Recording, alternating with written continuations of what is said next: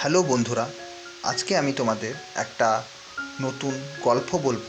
সেটা হলো বাঘ ও সিংহের বন্ধুত্ব। তো চলো দেরি না করে আমি গল্পটা শুরু করি। এক জঙ্গলে এক বাঘ আর এক সিংহ থাকতো। তারা ছিল খুব ভালো বন্ধু। তারা সবসময় একসাথে শিকার করতো, খেলতো এবং বিশ্রাম নিত। একদিন তারা একটি হরিণ শিকার করলো।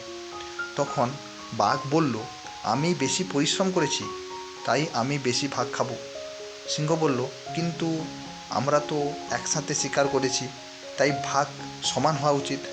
এই নিয়ে তাদের মধ্যে ঝগড়া শুরু হয়ে গেল। তারপর তারা ভাবলো, আমরা বন্ধু, আমাদের ঝগড়া করা উচিত নয়। তারা হরিণটি সমান ভাগে ভাগ করে নিল এবং তারা আবার বন্ধুত্ব হয়ে গেল।